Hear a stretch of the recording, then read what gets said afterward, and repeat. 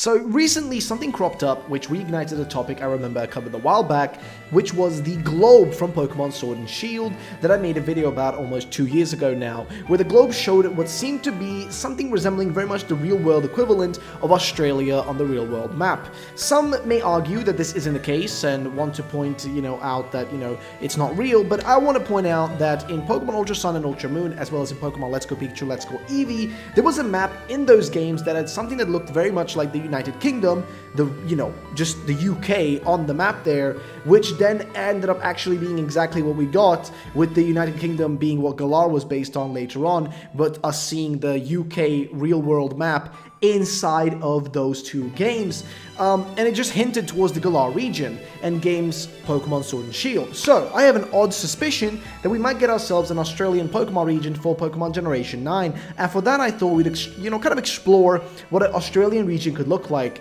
and what it could feature and what else. But before we do that, first of all, here's the comment of the day from yesterday's question or the previous video, and of course also leave a comment down below answering my question: which animal, if we got an Australian region, which animal would you want to see a brand new Pokemon for? So which animal would you choose for a Gen 9 Australian Pokemon region? Let me know, and you might be featured in the next video. And as a way to explore what an Australian region could look like, we have this amazing project by Vivink, an artist out of Sydney, Australia, that decided to create his own Pokemon region with loads of custom characters, Pokemon, and even story and maps. And basically, Vivink is just an extremely talented individual, and I would recommend definitely checking out their Twitter account, as well as a website that he's got here, vivinkstudios.com, to see their own kind of video game projects and other things that they're working on outside of the Australian region project, which is the kind of main one here. So a big thanks to Vivink for allowing me to cover the region here in this video, and now let's get started.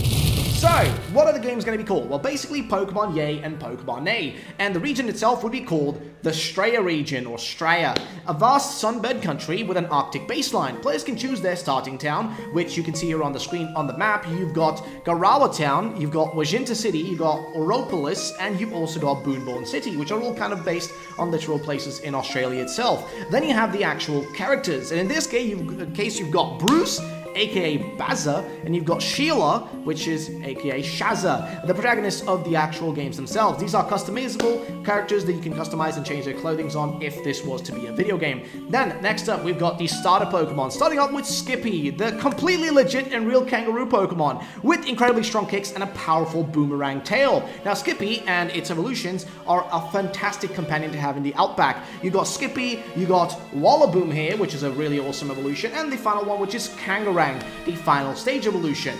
Then, of course, we have the next one, which is the fire type. If you don't really like grass types, you've got Scorched, the also very real red-bellied black snake Pokemon. Scorched and its evolutions are an explosive fire type, who are temperamental but always keen to a good time and party hard. Don't wake up his sleep though, which is the second stage. However, they had a big night last night. So you got his sleep, you got Scorched, and also the final stage evolution, which is Vanillistic, which is kind of an interesting name. But if you're not into fire or grass types, don't worry, there is always Platyl, the too good to be real platypus Pokemon, a helpful Pokemon with a beaut of a mullet. They can be found saving tourists from beaches and reminding people to slip, slop, slap. And basically you got Platyl, the first stage, you've got Bugano, which is the second stage, and also Bondiver, which is the third stage evolution, which actually looks pretty cool. Then we got ourselves a lot, and I really mean a lot of different Pokemon that are from the Straya region. Here's is one that you might enjoy. It doesn't seem like all is normal with this one. You got Ibin, a really weird Pokemon that originally looks like a little bird, but then evolves into a 2-meter tall nightmare called Huntmare that really gives you the kind of feeling of what the horrifying wildlife in Australia really looks like. It's just insane. So yeah, just a crazy spider. But that's not all though. You do also have Gallopoli, which is kind of a cute little horsey little, pony that actually comes with Nurse Joy as a companion in the Straya region, and is there as a dedicated Pokemon that truly never gives up to help other Pokemon and people in the Straya region. But that is not all. There is more Pokemon to this region, and one of these guys, is Igpop. Igpop is basically, or Igopop if you want to call it that, it's kind of an interesting, strange Pokemon. It's got kind of this like retro feeling to it, like almost graffiti feeling to it. Don't really know what to really say about it, but it basically is based on like spray paint, right? Like spray painting and all that. And it's the ace of the Dark type gym leader, which you will see later on. But you've got Igupop, you've got Glawana, and you got Glowinator. So these are all the evolutions that you can find on this Pokemon. Next up though, you got Papia and the evolutions which are inspired by Anzac traditions with poppies, but also the primordial deity in Greek mythology, Hypnos. Now, yeah, basically try not to get too, put to sleep by this one, eh? So that's really all can be said. You got Papia, you got Memlora, and also Eternans, which is the final stage evolution in this case, and yeah, it just looks bloody insane. But that's not all. Then you've got the terrifying Pokemon Drop Bear. Not many live to tell the tale of this Pokemon that drops from trees, a distant cousin to Komala. People are unsure how such a thing is related to the softer, cuddler one. Drop Bear is based off of a very real animal. You've been warned. Alright, now I don't know what, but hey, it does look pretty insane to be fair with you. But that's not all though. You also have this bug type, which is called Git. So you gotta get that bug spray if you want to get rid of this one. Actually got bug spray the other day. Now this one has two evolutions. You got Bug Roth, and you also got Morteam, who's just looking creepy as hell, and I do not like that.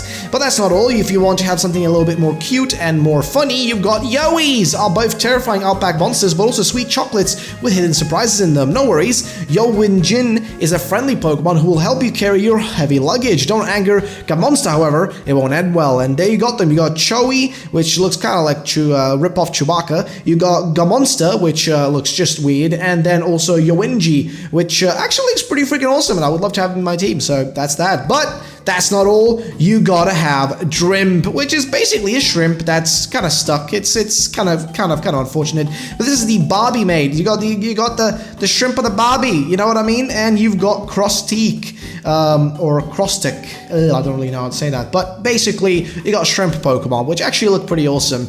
But that's not all. We actually have a really awesome thing here. So for basically since the 15th of November is Steve Irwin Day, to celebrate, basically the man himself, who is an absolute legend, he decided to make an artwork here featuring a bunch of awesome stuff. Now, one of these is Gomp, which basically is essentially a crocodile, more or less, right? It essentially is just a crocodile, but that actually has two really cool evolutions. You got Agradile, which is the mid-stage evolution, and also Crocarnage, which is the final stage, and it looks bloody awesome.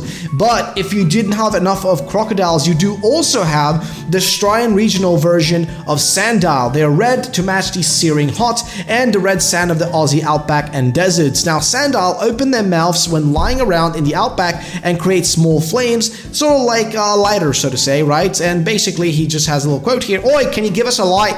And basically, you got Sandile, you got Crocorock, and Crocodile that all have the fire typing added to them, which actually is pretty awesome. Then we have Kira, which is inspired by qualls. Their spots resemble constellations, and this kind of gives me a bit of like that Nebby vibe, so to say. Their electrical energy brightens up any night. Sometimes forests may light up like a starry night, because there's a gathering of Kira and Yumeri watching the sky. And you got Kira, you got Yumeri and Kuyoru, which are just awesome. And honestly, I would love some more cosmic looking Pokemon. I think it'd be great. But that's not all. You also have the Stray and Venipede, which is also a fire type in this case. They travel through tunnels that they have dug in the volcanic island off the coast of Vojinta City. Scolipede travel at full speeds by blasting fumes from the behind using their armored plates similar to wheels. And as you can see, the design looks amazing. But that's not the end of all the Strayan forms, the regional forms. You also have the Strayan Duo, which lost a war to their emu rivals and were banished to the snowy mountains. The third head of the Dodoru is fake. Sometimes the beak will fall off during battle, which the Dodoru will scramble to put back on. They are influenced by James Turner's fun designs, which actually this one is pretty cool. It's such a unique concept that the middle head is basically a fake one. It's such an interesting and fun idea, to be fair. Like, I think it's really cool and funny that they did that. Like, just as a concept, it's awesome. But that's not all. During the gold rush in Straya, a miner brought over a Sableye from the Hoenn region. Overwhelmed by the abundance of golden gems, the Sableye lost its mind and indulged itself with riches. They're quite rare, but are considered pests due to their maniac behavior. And this is actually one of the coolest concepts I've seen, just like a Pokemon that literally goes insane from just all the golden riches it has. It's kind of cool. Now, rightio, who doesn't love a good game of cricket in the Straya region? Well, basically, Ricket hit M-Ball around with their bat-shaped abdomen, and it's as if it were in like some form of like a cricket match. This bug fire type is extremely flammable and will eventually burn out and turn to ash when Ricket evolves.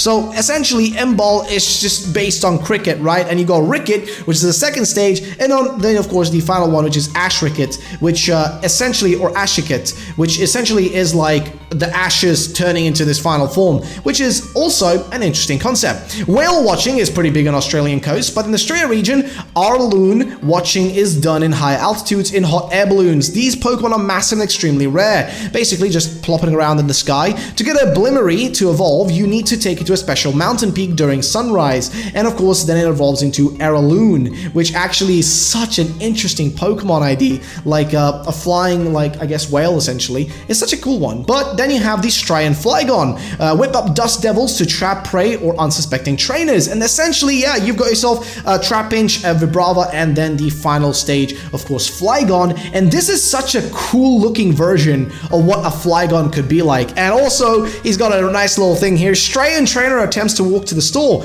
and guess what? He runs into a Flygon, just whipping up a storm. And honestly, it looks freaking cool. To be fair with you, I would love to have this in a real Pokemon game, just like a freaking Flygon that looks like this. But that is not all, mates. We've got Magpies, which are cunning birds, but Bravify are highly intelligent. They are led by a gang of Scree that will swoop aggressively at opponents. Swooping season occurs when gangs of Bravafia battle over territory. Now, Scree are born together and attack anyone who tries to separate them, which again is a really cool idea. Basically, that the first stage is this little Scree with a little one on the head, and then as the one, like the larger one evolves, the little ones kind of evolve with it, but in a bit of a different way. They kind of stay similar, and essentially they look like a mob boss. I'm not even kidding. I mean, I'm getting some Milady vibes from the Swagora in the middle, also the name, come on. And also, I don't know, it looks cool, but Bravafia is the coolest one, let's be fair. It's a literal mob boss. However, Sufi splash around in rock pools and shallow shores, while Aquareel and Tsunasia swim along the waves in the surf. Their bodies are said to be almost made of pure water, and these are essentially dolphin Pokemon. And man, when are we going to see dolphin Pokemon for real in Pokemon? Like, seriously, where is it? Where are my dolphin Pokemon at? Because we still haven't got none of that, which is really unfortunate. Then you have Herdingo. Cluely and Disguise as a trio, Herdingo are used by farmers to herd and protect their herds of Cluely, disguised as dark types, to disguise themselves as their prey. Cluely, when a Herdingo discovers a disguise, they use their mold breaker ability to attack. So basically, this is a wolf in sheep's clothing type of deal, you know what I mean? Like, you got Herdingo, you got Cluely, which is the original, like, you know, sheep itself, and then it's disguised, and there you go, you've got like a disguise going on. And if it's broken, you see what it looks like as well. Now, this is Herdingo itself, a real trainer's best friend, based off of the Dingo, with a bite of blue Heller in there. They are tough as nails and use their ability to rip through disguised, literal disguise in this case, which is pretty straightforward. However then, the wool industry is huge in Australia, so it makes sense to have a sheep Pokemon, not as cute as Wooloo. Cluely are twin-headed sheep with wool that resembles a brain. Their horns are curved similarly to the DNA's double helix structure. Some say they're quite the schemas, which actually is interesting because there was literally an actual sheep that was cloned in this case, and there's some weird experiments they've done, so kind of an interesting way to base a Pokemon off of. Now, if you walk through a herd of Cluely, one may appear a bit odd. It may be this intrusive pest of a Pokemon pretending to be its prey. Hit it and the skies will break, which, yeah, you've got Disguided, which essentially is this kind of disguised Pokemon, which is a wolf in sheep's clothing, essentially. Kind of a strange one, but it is what it is. Then we come to the legendary Pokemon Quarzuroma, based off of the Rainbow Serpent in indigenous Dreamtime. Each piece of armor represents an element of the earth, water, plants, fire, dirt, mountain. For a player to encounter this beast, they must first defeat all Elite Four Elders, which is such a unique idea. This Pokemon is a Psychic Fairy type, and I love the concept for it and how it's like mixing so many things together into its design. I do hope we see something like this in Pokemon for real, like just a Pokemon that has multiple like kind of like typings within its design that you can clearly see and spot. I hope that happens. Then we have Anemone, which has a fake Pokemon that it uses as a bait, but Anemone also have been seen playing with it like a toy. Now Anglo and Spectrer live in the dark depths of the ocean, waiting for unsuspecting prey among the seaweed, and these are some nasty looking Pokemon. They look really scary. But that's not all though. You've got Timpole, which was introduced to the Australia region from Unova many years ago, which caused a problem that has plagued the region since. I mean, these guys, look at them. I mean, they look creepy, man. And even Seismitoad, I mean, look at that forehead. Now, the little beauty featured in the trailer, which actually we will show later in this video, it basically is this new Pokemon he created called Thornil. It's an absolutely tiny, but still kind of interesting Pokemon that gets much larger when it evolves into False Ridus. It has basically thorns that make the appearance of much larger of a head that really intimidates their opponents. But yeah, that's all that it does there. Now, False Ridus is actually really freaking cool of a concept as well. However, Blitzshock grooves to its own electric sound waves, and its evolution, Haltbist, can blast opponents with an electronic pulse from its palms, paralyzing the foe. Because of this, they're often seen with security guards, which, hey, that's kind of a cool concept. Kind of being like the DJ Pokemon or security guard Pokemon. But that's not all. You also have some bunnies. You've got Bun and Lamini, which are just cute little bunnies. There's not really much to say about them. Then you also have Etchling, hidden in the long grass in the outback, but grass on its back is quite soft. Dawnfall on an Ochhinda, however, they're worse than stepping on basically bindies. So in this case, you just don't want to step on the evolution because those are thorny, whereas the pre-evolution is basically really chill. So apparently in Australia, they hold an annual wheelie bin race in Thona, Vic. Now in Australia, wheeling can be found around the city streets on bin nights, while Dona will be making dogies in the parking lots. Those with bad road rage are linked to a mad Faraji, which is the final stage evolution. And then my personal favorite, never forget the Great Armu War. Now, Armu are based on the literal emu, which actually the Australian army did end up having a war with, which Australian army actually lost, which is crazy. But this one basically evolves into Artlimu, which is essentially an artillery emu. So yeah, these are bloody fantastic. I love these so much. This is such a cool idea.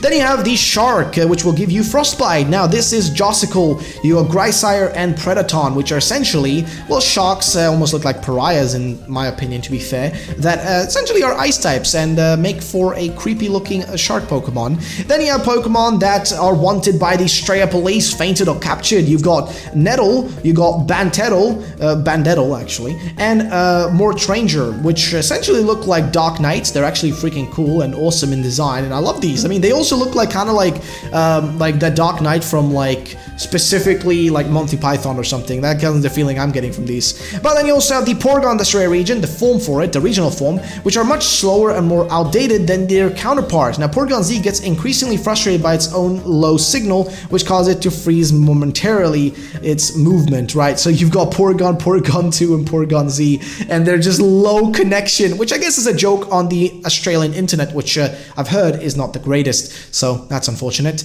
And then we have the Cheeky Bugger, which is Fresh Eyes, which basically like are these weird little birds. I mean, this thing looks really, really strange, but it evolves into Stabatu, which essentially just has sharp knives on its bodies. You know, it just looks like it's going to stab a bunch of people.